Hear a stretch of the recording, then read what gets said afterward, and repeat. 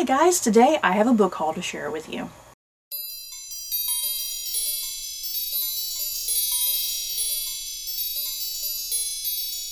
So, as the usual, I have 20 books here that I'm going to share with you guys. I've read a few of these, I think, but yeah, the majority of these I have not read yet.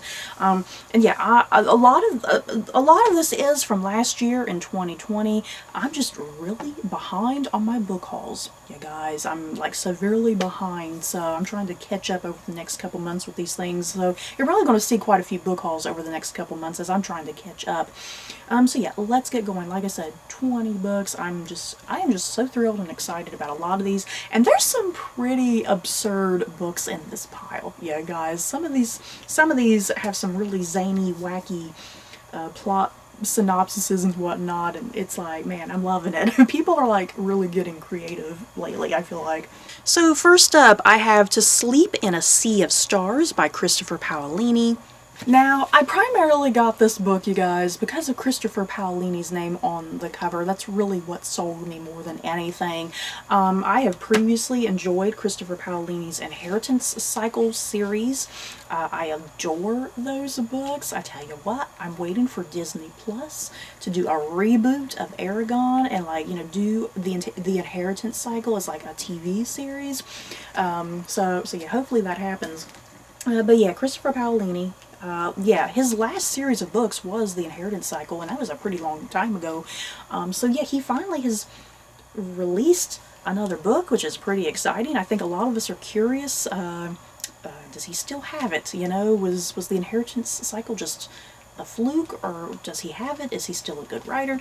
So yeah, To Sleep in a Sea of Stars. This is like a science fiction novel, because The Inheritance Cycle was all fantasy, you know, it was like Lord of the Rings, you know. So yeah, during a routine survey mission on an uncolonized planet, Kira finds an alien relic. At first, she's delighted, but elation turns to terror when the ancient dust around her begins to move. As war erupts among the stars, Kira is launched into a galaxy-spanning odyssey of discovery and transformation. First contact isn't at all what she imagined, and events push her to the very limits of what it means to be human. While Kira faces her own horrors, Earth and its colonies stand upon the brink of annihilation. Now Kira might be humanity's greatest and final hope. So yeah, this does sound really cool, though. Like I said, The Inherited Cycle was fantasy. This science fiction. I'm very curious to see what he does, you know. So yeah, hopefully this is good, you guys. I'm crossing my fingers, and it's a beast of a book too, good lord. Next up, Troubled Blood by Robert Galbraith, or J.K. Rowling, as I think everybody knows. Okay, I know there's been a lot of controversy lately with J.K. Rowling. I get it. I totally understand it. But I'm the type of person, you guys, I know a lot of people may or may not agree with this, but I'm the type of person, I just separate art from the artist.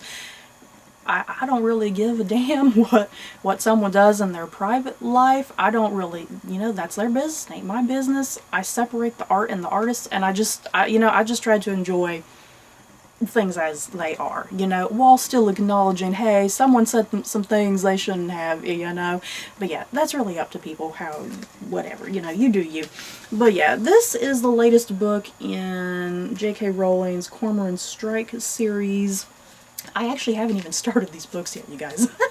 I own them all. I've been collecting them. Some I've gotten used over the years. I think a good majority of them I've gotten used over the years. So I can quickly catch up. I have been watching the TV series. Does anybody else watch the TV series? Because it's called Strike. I love the TV series. It's just weird because I've watched those. I've not even read the books yet, so I'm totally spoiled on things that I haven't. But yeah, I've just been kind of slowly collecting all these, and I plan on binging through them just in all one go. I don't know how that's going to go because all these books are freaking gigantic. But yeah, this is the latest in her Cormoran Strike series, and I'm not really quite sure what this one is even about. Murder, probably. Yeah, something about a cold case. Something about it's been a cold case for like 40 years or something. So yeah, Strike and Robin investigate a disappearance. Leads them to some tarot cards and a psychopathic serial killer and witnesses who can't be trusted. The usual when it comes to one of these. But yeah, I can't wait to get this, start this series, you guys. Like I said, I freaking love the TV series. So yeah, hopefully these books are just as good. Next up, The Orphan of Cemetery Hill by Hester Fox. So yeah, this book takes place in Boston, 1844. Tabby has a peculiar gift. She can communicate with the recently departed. It makes her special, but it also makes her dangerous. As an orphan child, she fled with her sister Alice from their charlatan aunt, who wanted only to exploit Tabby's gifts so she could profit from the recent craze for seances. Now a young woman and tragically separated from Alice, Tabby works with her adoptive father, Eli, the kind caretaker of a large Boston cemetery.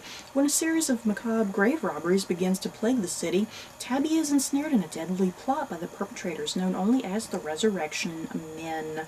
In the end, Tabby's gift will either save both her and the cemetery or bring about her own destruction. Ooh, that sounds really cool. You guys, that sounds really awesome. A young woman with a gift to talk with the dead. Some crazy people doing some grave robbing. The craze with seances during this time period. Sounds awesome.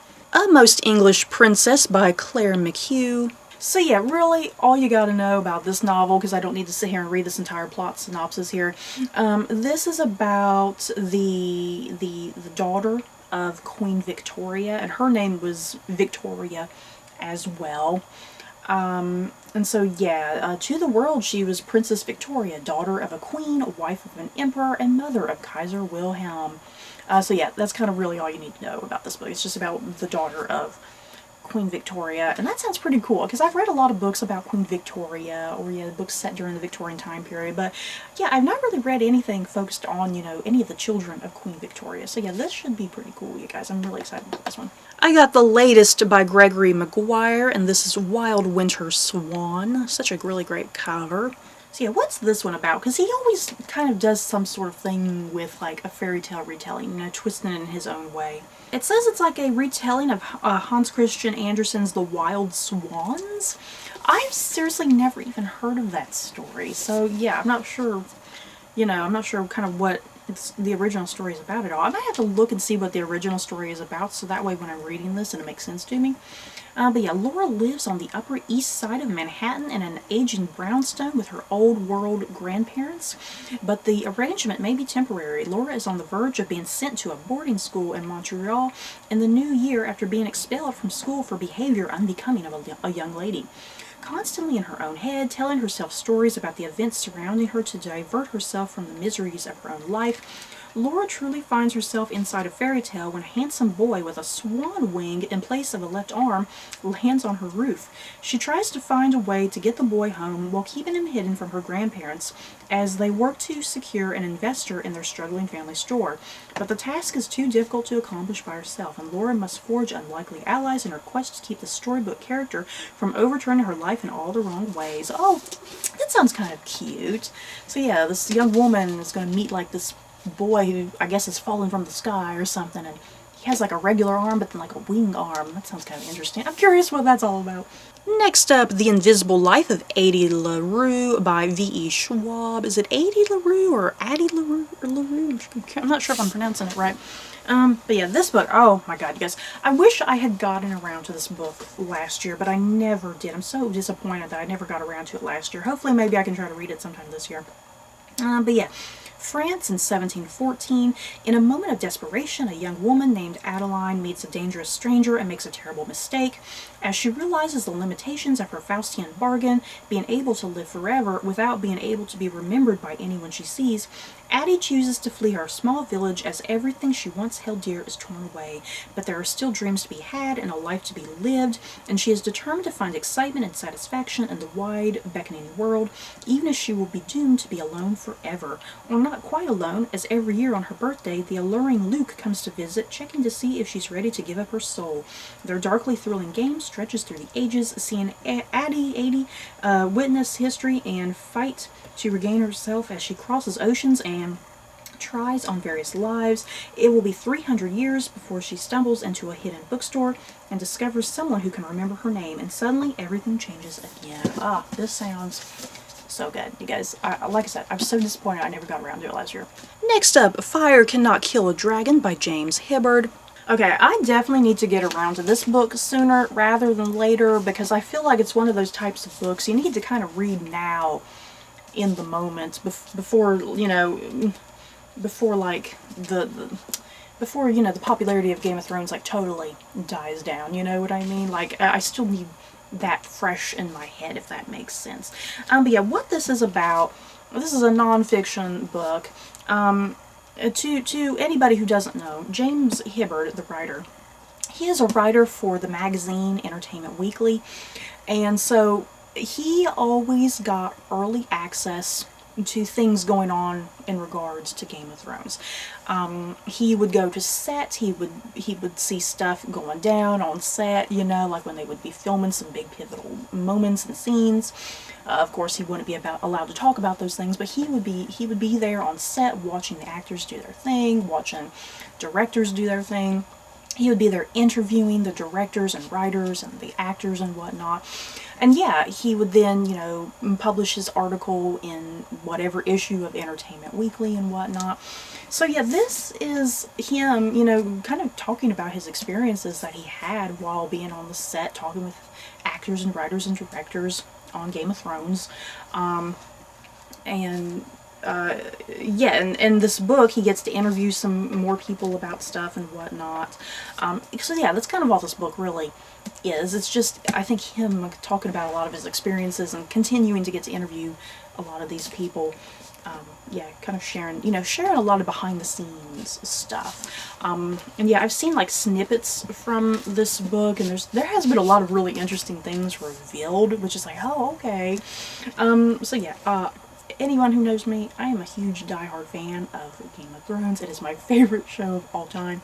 So of course I was like, I have to pick this up. And yeah, I collected anytime Entertainment Weekly, you know, Game of Thrones was on the covers, because a lot of times they would have multiple covers. I collected all the issues, you guys. I still have all the issues of Entertainment Weekly that I've collected over the years for Game of Thrones. So yeah, I cannot wait to get to this. Next up, The Devil and the Dark Water by Stuart Turton. It's 1634, and Samuel Pepys, the world's greatest detective, is being transported to Amsterdam to be executed for a crime he may or may not have committed. Traveling with him is his loyal bodyguard, Arndt Hayes, who's determined to prove his friend innocent. Among the other guests is Sarah Wessel, a noblewoman with a secret, but no sooner is their ship out to sea than devilry begins to blight the voyage. A strange symbol appears on the sail, a dead leper stalks the decks, livestock dies in the night, and then the passengers hear a terrible voice whispering to them in the darkness, promising 3 unholy miracles, followed by a slaughter. First, an impossible pursuit, second, an impossible theft, and third, an impossible murder. Could a demon be responsible for their misfortunes? You guys, this sounds epic. Whenever something takes place on a ship, I love it. It's just something I instantly love, because you're trapped on a boat, you know, a ship or whatever. You're trapped in there, one location with only so many people on there and nowhere to go. Where are you going to go? If you jump off the ship, you're just going to be in the water and you're either going to freeze to death or drown. So I love situations like that. Anything that focuses on a ship at sea and something wild and crazy is happening. I love it, so I can't wait to get to this too. Next up, I have Lion Hearts by Nathan McCarrick. I'm not sure how his name is pronounced. And this is actually book 2 to this particular series. And you know what? I'm not quite sure what this trilogy is called. If it's called the Nottingham Trilogy, or if it's called something else. I'm not really sure. But yeah, the first book in this trilogy was called Nottingham, and like I said, this one's called Lion Hearts. And this whole trilogy is going to be some sort of like Robin Hood retelling. I have yet to read the first book. I do own it. I haven't read that first book yet, but I'm thinking I'm probably going to wait for the third book to come out and then do like a massive binge. I think that's kind of just personally how I'll enjoy it. So yeah, this just sounds so cool, you guys. I'm a sucker for anything with Robin Hood. Let me tell you, just anything with Robin Hood and King Arthur, I'm totally down for it.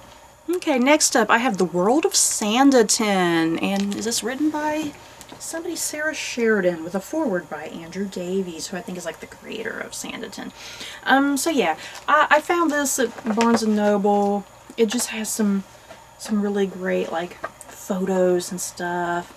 Ooh, Theo James. Let me show you all this, you guys. My goodness, this is why you watch the show, right here, let me tell you. Sanditon, the original unpublished book was written by Jane Austen. She only wrote 11 chapters. So yeah, Sanditon was a BBC miniseries that came out, what, like 2019, I want to say? Came out 2019, and they kind of essentially were like, okay, we're going to finish up what Jane Austen wrote, and we're going to give a scenario of where we think she might have gone, possibly, and finish up the book in our own way. So yeah, this came out. I loved this miniseries, you guys. It's just really gorgeous and really pretty. A lot of hot, attractive British people, which I love. So yeah, I just wanted to get this, and you know, I always like these behind the scene books for some reason. Okay guys, I'm starting to get to some of the really absurd books in my pile, and let's start with this first one right here. This is Earthlings by, let me look at it so I can attempt to pronounce it, Sayaka. Oh Lord, I'm sorry. I need to learn to pronounce these things. Okay, are you guys ready? Let me read this to you. You ready for this? You're going to think this is crazy. As a child, Natsuki doesn't fit in with her family. Her parents favor her sister, and her best friend is a plush toy hedgehog named Piet, who talks to her. He tells her that he has come from the planet Popopobia on a special quest to help her save the Earth. One summer on vacation with her family and her cousin Yu in her grandparents' ramshackle wooden house in the mountains of Nagano, Natsuki decides that she must be an alien, which would explain why she can't seem to fit in like everyone else.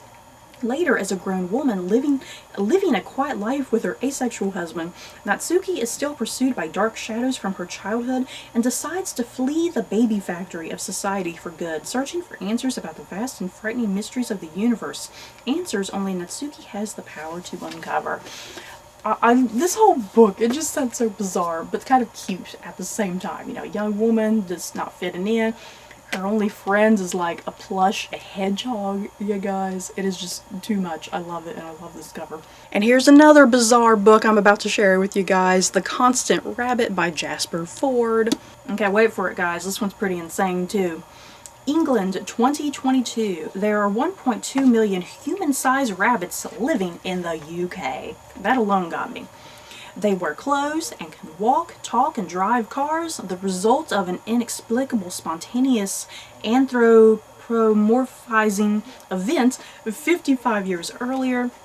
A family of rabbits is about to move into Much Hemlock, a cozy little village in Middle England where life revolves around summer fetes, jam-making, gossipy corner stores, and the oh-so-important Spick and Span awards for the best-kept village.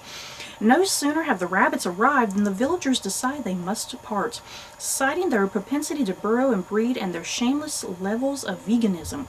But Mrs. Constance Rabbit is made of sterner stuff, and she and her family decide they are to stay. Unusually, their neighbors, longtime resident Peter Knox and his daughter Pippa, decide to stand with them, and soon discover that you can be a friend to rabbits or to humans, but not both.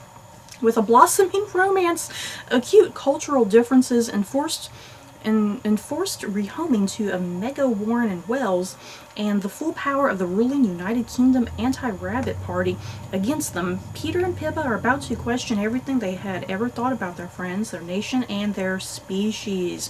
And yeah, this is essentially supposed to be a blend of satire, fantasy, and a thriller.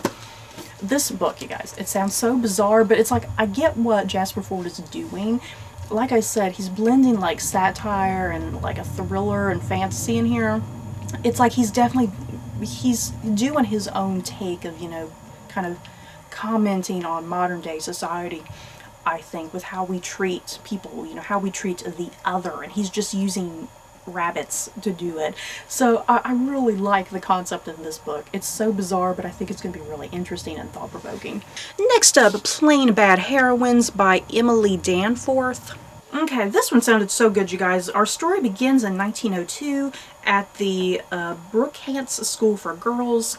Flo and Clara, two impressionable students, are obsessed with each other and with a daring young writer named Mary McLean, the author of a scandalous best-selling memoir. To show their devotion to Mary, the girls establish their own private club and call it the Plain Bad Heroines Society. They meet in secret in a nearby apple orchard, the setting of their wildest happiness and ultimately of their macabre deaths. This is where their bodies are later discovered with a copy of Mary's book splayed beside them, the victims of a swarm of stinging, angry yellow jackets. Less than 5 years later, the Brookings School for Girls closes its doors forever, but not before 3 more people mysteriously die on the property, each in a most troubling way. Over a century later, the now abandoned and crumbling Brookings is back in the news when wonderkind writer Merritt Emmons publishes a breakout book celebrating the queer feminist history surrounding the haunted and cursed Gilded Age institution. Her best-selling book inspires a controversial horror film adaptation starring celebrity actor and lesbian it girl Harper, playing the ill-fated heroine Flo, opposite B-list actress and former child star Audrey Wells' Clara. But as Brookings opens its gates once again, and our 3 modern heroines arrive on set to begin filming, past and present become grimly entangled, or perhaps just grimly exploited, and soon it's impossible to tell where the curse leaves off and Hollywood begins. There's a lot going on in this book, you guys. It sounds like we have a really intricately set up, like, beginning to this book, you know, back in the early 1900s, some murders happen, and then, yeah, we get to the modern, and now, like, this whole murder story is turning into, like, a Hollywood film. It sounds really cool, you guys. I was definitely really intrigued by the whole concept. Next up, The Forgotten Sister by Nicola Cornick. Okay, so we have a couple different things going on with this plot synopsis. We have a historical setting and a present-day setting. So in the historical setting, in 1560, Amy is trapped in a loveless marriage to Robert Dudley, a member of the court of Queen Elizabeth I. And yeah, if y'all know your history, Elizabeth I and Robert Dudley may or may not have had a thing of some sort.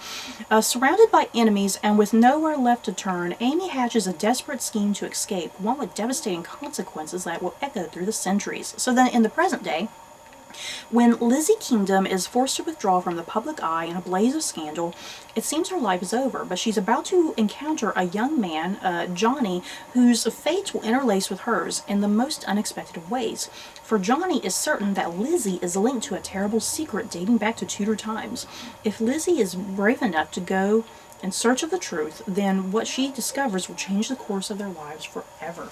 So I'm just really curious how this modern and historical setting are going to connect. I really have no idea. I kind of primarily got this book because it sounded like it had something to do with Amy Dudley, the wife of Robert Dudley.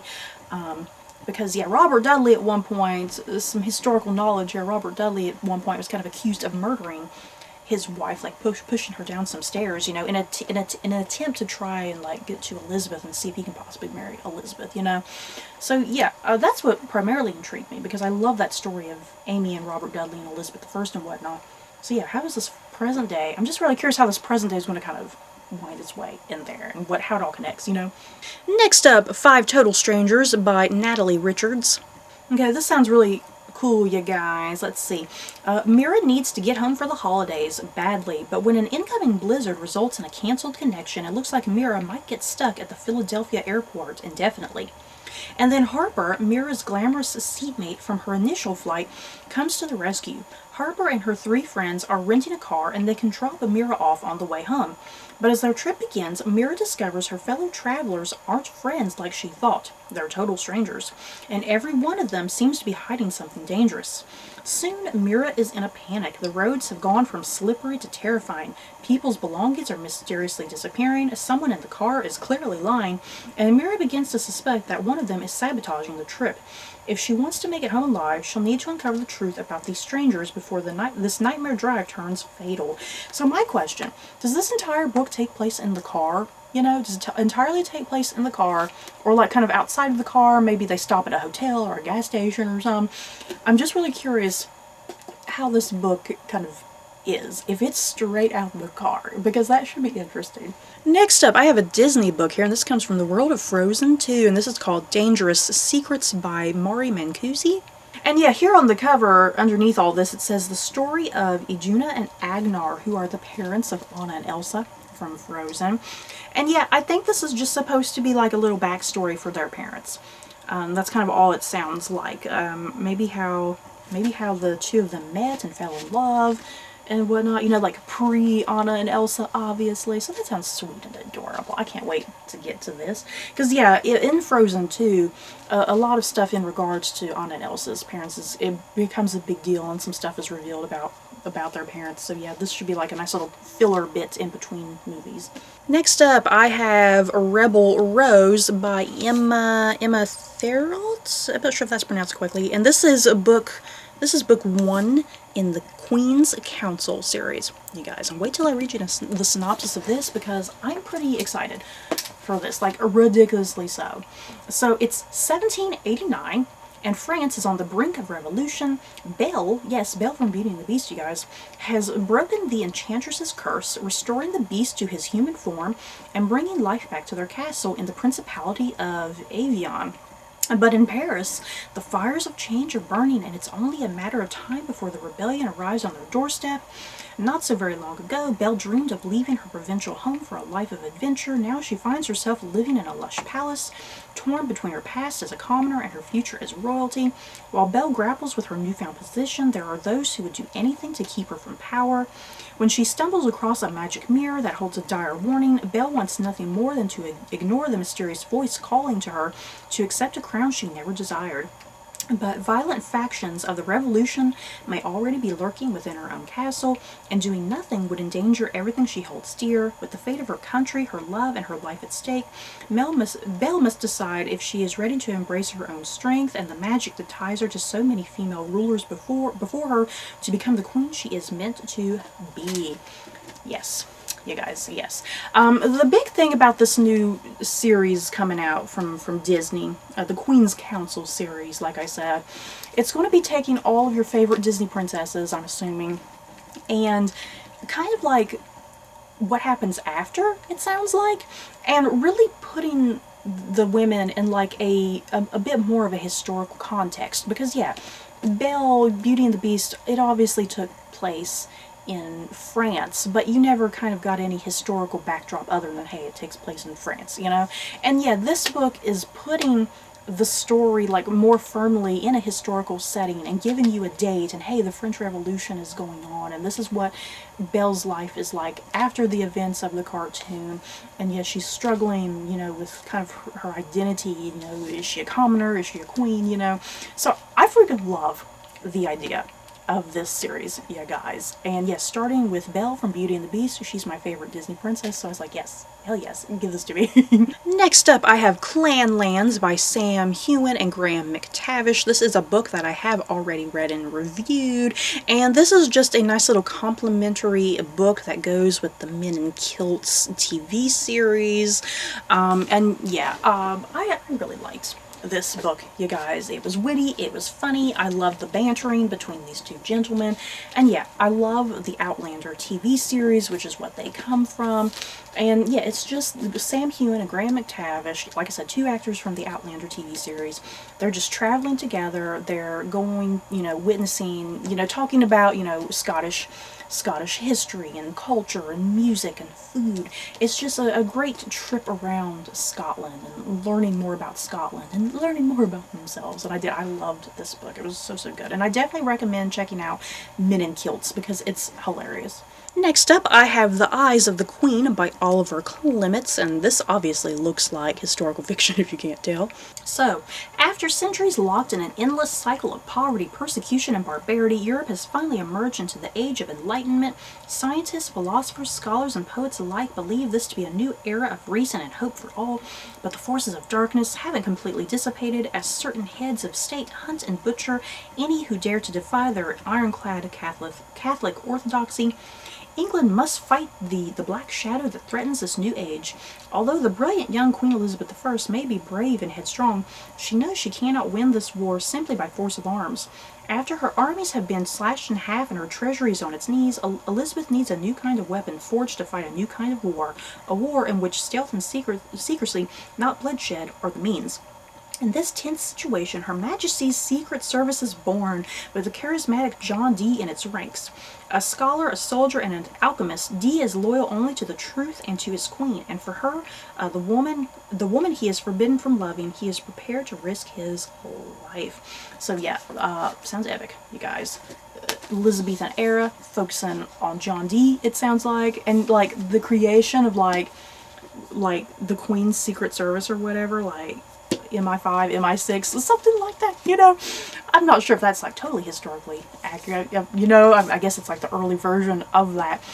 So yeah, that sounds epic, you guys. I need to read this sooner rather than later. Okay, and the last book I have here, we have, what is it? Kingdom of the Wicked by Carrie Maniscalco. And this has a cool cover. I love this cover. The snake coming out of the skull. It's so creepy. And oh, the purple. I love the purple, you guys. Ooh, and it's even pretty on the inside. Got all this prettiness inside. Okay. So this one, Amelia and her twin sister, Vittoria, are witches who live secretly among humans, avoiding notice and persecution. One night, Vittoria misses dinner service at the family's renowned Sicilian restaurant. Amelia soon finds the body of her beloved twin, desecrated beyond belief. Devastated, Amelia sets out to find her sister's killer and to seek vengeance at any cost, even if it means using dark magic that's been long forbidden. When Amelia meets Wraith, one of the wicked, princes of hell, she has been warned against and tales since she was a child. Wraith claims to be on Amelia's side, tasked by his master with solving a series of women's murders on the island. But when it comes to the wicked, nothing is as it seems. So yeah, this sounds awesome, you guys. I love it. So that's it for this very long video. If you made it through, congrats to you. That's it. Any of these books you guys plan on reading, or if you have read, just let me know. I'm excited for every single one of these. If I wasn't, why would I have purchased them? So that's it for this video. Don't forget to like, comment, and subscribe. And if you like this video, you may like these other videos. Bye, guys.